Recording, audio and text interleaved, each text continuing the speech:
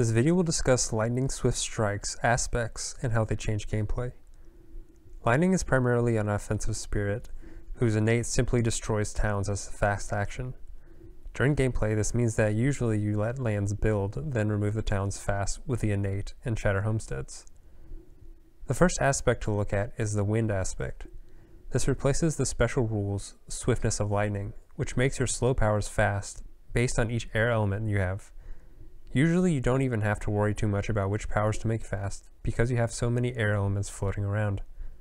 Wind changes this slightly by only giving you the ability to make one of your own powers fast, while consistently making another spirit's power fast. It takes Lightning's boon as a power and makes it a consistently available fast innate. Any person playing Lightning probably gets asked multiple times a game if they can make a friend's slow powers fast, and now you can. Wind also has a super useful third tier that pushes explorers when you can get 4 card plays, so it doesn't change the initial growth order that much. The second aspect is Pandemonium. This has almost identical elemental thresholds as Thundering Destruction, but adds Strife instead of destroying a town.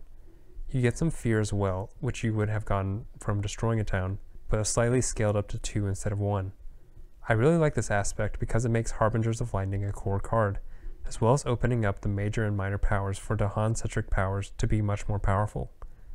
Previously, Harbingers of Lightning felt kind of like an add-on, and I really only cared about it because it was a zero-cost supplier of fire and air elements. Now you're incentivized to strategize about how to move Dahan to counterattack. I think it elevates the gameplay and adds that extra layer of strategy to the spirit. In my previous video, I had proposed the following growth order for Lightning. Turn 1, growth 2 from the top track, and play Shattered Homesteads. Turn 2, growth 3 from the bottom track, and play your last 3 cards. Turn 3 and turn 4 are both reclaimed to get up to 6 card plays, and you can play 3 cards consistently.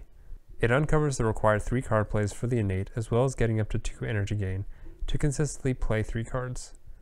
With Pandemonium, I'm going to double down on reclaiming twice on turns 3 and 4. That's because Harbingers of Lightning increases its importance up to the Shatter Homesteads level, in my opinion. We need to get to 6 card plays, and getting those crucial cards back makes it way easier to control invaders. The final aspect is Immense, both in name and the way it changes gameplay. This is a really interesting aspect that doubles your energy gain and halves your card plays, with extra unused card plays becoming elements. Essentially, this aspect shifts Lightning entirely to a major power-centric spirit, whereas previously we wanted tons of card plays to reach the higher elemental thresholds. Playing a major power also gives you 2 elements on top of whatever elements you get, so you definitely want major powers as soon as possible. Our card plays become innately useful even if we don't play cards, and we should note again that the only way to gain major powers is through our reclaiming growth option. Because we gain double energy, getting more card plays takes precedence over more energy, so here's the growth order I'll suggest. Turn 1, growth 2 from the bottom, and play Shatter Homesteads. Turn 2, growth 3 from the bottom, play Harbingers of Lightning and Raging Storm. This gives you enough card plays and elements to get to the first threshold of your innate. On turn 3, gain a major power. If you're not playing with Pandemonium, forget Harbingers of Lightning. Uncover the bottom fully, then the top, using growth 3 to gain more energy when needed. Note how managing elements changes with this aspect. Each set of 2 card plays is 2 elements, or 1 power card. So at 6 card plays uncovered, you can just choose to get 6 elements to use the innate if you really wanted to.